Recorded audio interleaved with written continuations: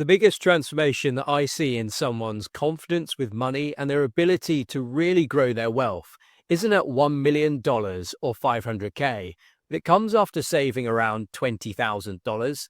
And everything changes from there. People go from being anxious and reactive with their money to confident and in control of their financial future. Today in this video, I'll explain exactly why that is and also give you tips on what to do if you don't have 20K saved up just yet. So let's get straight into the video. The first thing is that it's a mental breakthrough financially.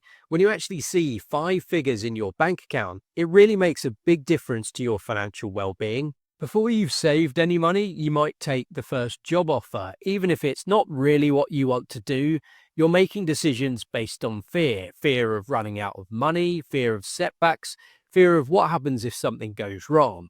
And you're not thinking about investing and growing your wealth. And the reality is you can't, because you're only thinking about making it to the next paycheck. There's some interesting research by Vanguard that shows that by just having $2,000 in savings has a 21% increase in your financial well-being.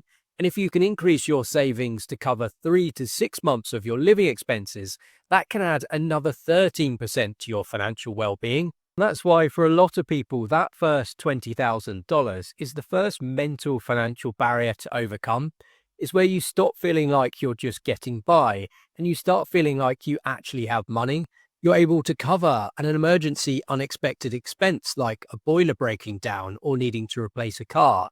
And it's a psychological shift that gives you financial peace of mind. The second reason why your wealth starts to really grow after saving 20K is that you start to build momentum. There's a reason why compound interest is one of the most powerful forces in finance. And once you hit $20,000, you'll see exactly what it means.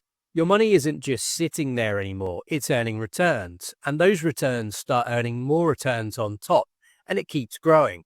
It's a bit like a snowball rolling down a hill. The longer it rolls, the bigger it gets. Let's use an example to break this down. Let's say you're putting away $1,000 per month and getting 8% annual return on your investment. That means getting to your first $20,000 takes about 19 months of hard saving. But here's where things get interesting. Your second $20,000 doesn't take another 19 months. It only takes around 17 months. Why? Because now you've got that first $20,000 working alongside your monthly savings, which is generating its own returns.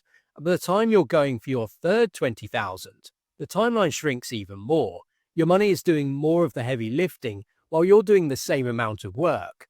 And once you hit $400,000, that next $20,000 takes just 5 months.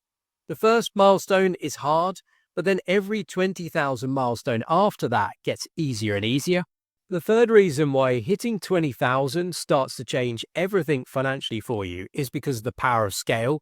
If you have $1,000 and you manage to earn 10% growth over the year, that means you earn $100 in interest. But if you have $10,000 in savings, earning the same 10% growth, you would be earning $1,000 from the same time frame, the same interest growth, and the same level of risk. This is why hitting 20,000 is so significant, as once you've accumulated some real money, then those percentage gains translate into amounts that make a real difference. When you've got $20,000 sitting in investments earning 8% annually, that's over $1,600 flowing into your account every year that you can then reinvest. That's money that you haven't had to earn through your job, and it's money that's working on your behalf. The investment strategy isn't any more sophisticated than someone with $1,000. The only difference is scale, and that scale is what turns small percentage wins into actual financial progress. The fourth and final reason is that you've built the most important habit, and that is discipline. The habits that got you to 20,000 will take you way further. It takes planning, discipline, and the ability to make sacrifices when it matters. You didn't get there by luck, you got there by building a system. Maybe it's automatic transfers every month into your savings and investment accounts. Maybe it's following a conscious spending plan. Maybe it's both, but it's proof that your saving system actually works. You've built discipline to get to 20,000, and that discipline changes your mindset with money. If you've done it before, then you can do it again, and you've proved yourself that you control your money and not the other way around. If you're watching this and thinking, I'm not even close to getting to 20,000 yet, then I've got 3 practical ways that you can accelerate your timeline to get there faster. The first is to understand what your financial position is right now. You can't hit 20,000 if you don't know where you're starting from. Most people don't really have a clue how much they're spending each month and how much they can actually save. So start by reviewing your finances and look at the big expenses each month and ways that you can reduce these costs. If you want to know more on this, I've got another video on my channel which does a deep dive on this topic. Second is to use technology to automate your savings and investment progress. There are loads of apps now that can analyze your spending and figure out how much you can save and then automatically move that money and put it aside every few days. And they even have features like rounding up your spending to the nearest dollar or pound and saving the difference without you even noticing.